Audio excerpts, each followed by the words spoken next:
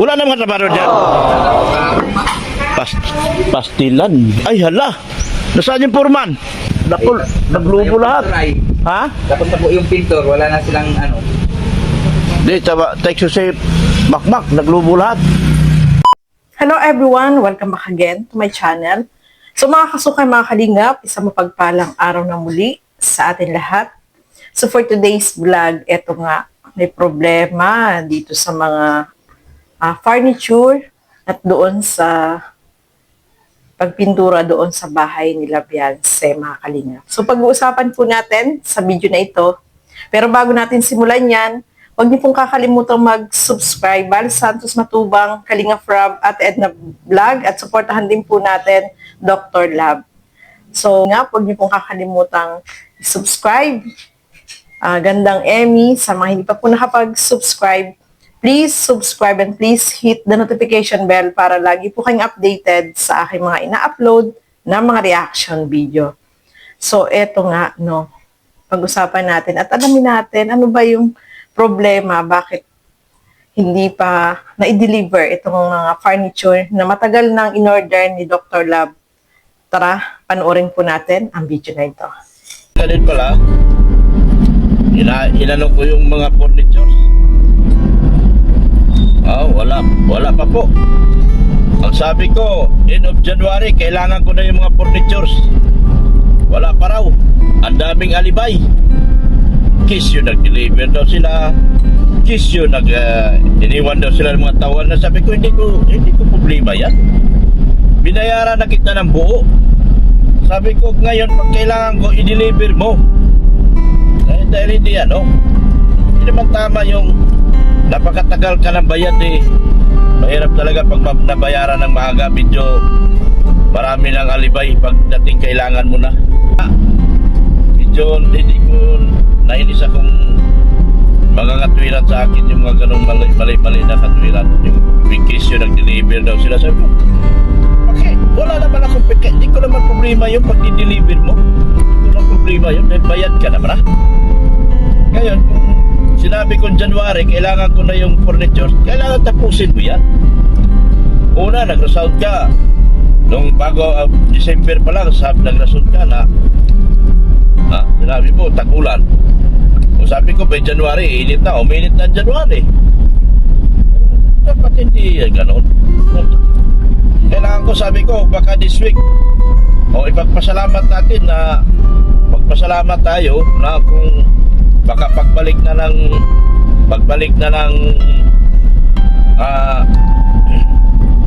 Hong Kong, ribbon cutting, medyo magpasalamat tayo doon kasi wala pa yung kung mag-blessings ngayon next week, bagay alanganin naman talaga kasi adusi pa alis na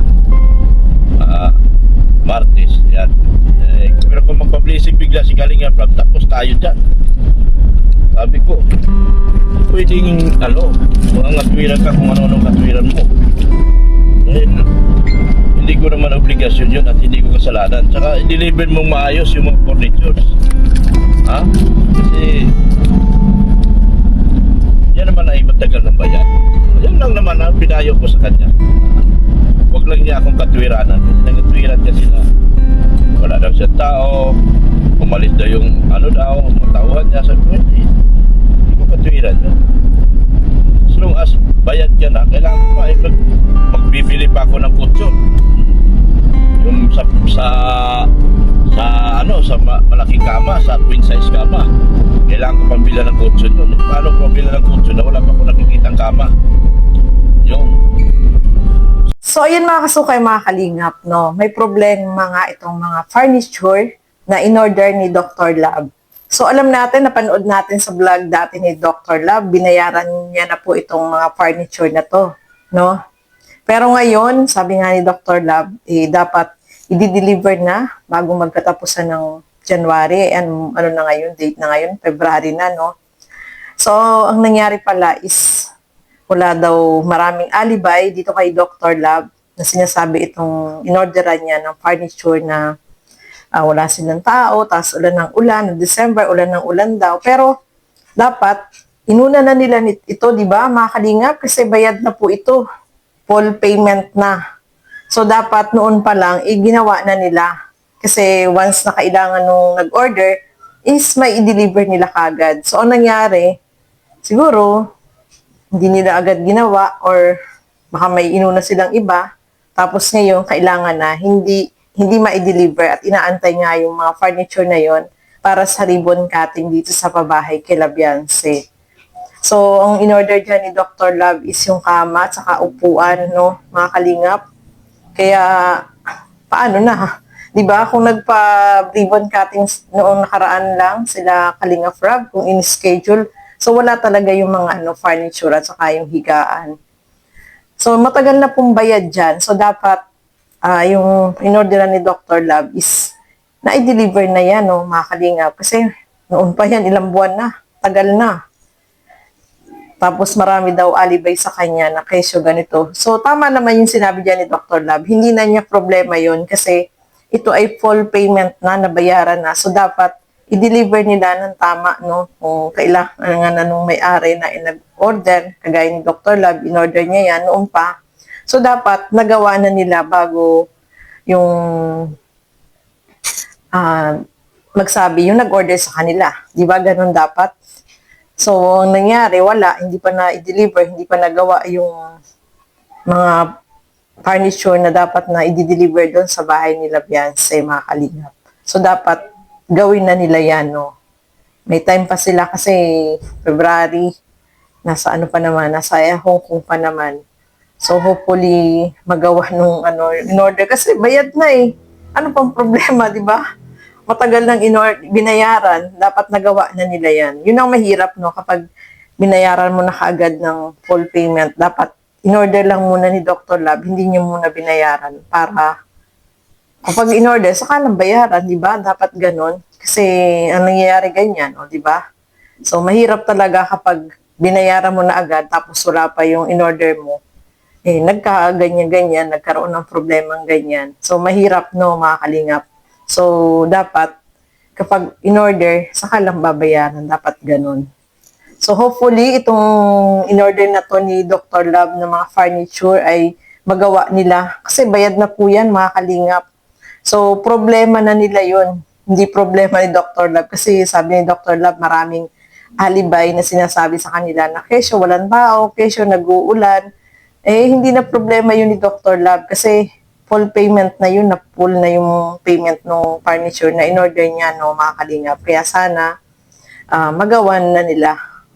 At syempre, dapat bago mag-ribbon cutting, nandiyan na, no? Kompleto na yung mga furniture na yun. Kasi bayad na po yun, mga kalingap.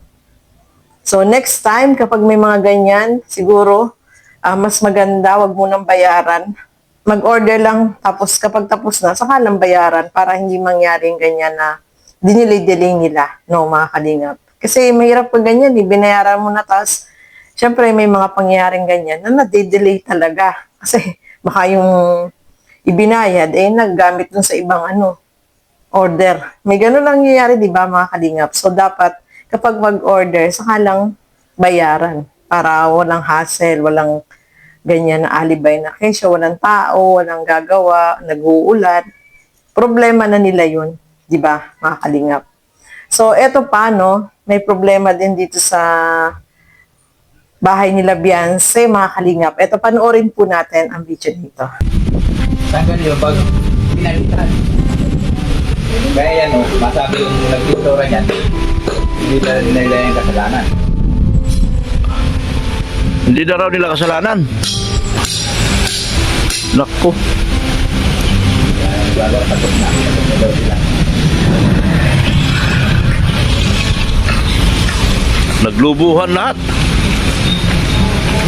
Linis kami at daw, marami na daw.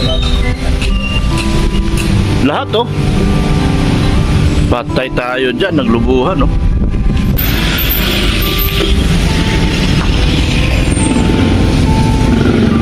Buti, hindi naapektuhan dito sa baba.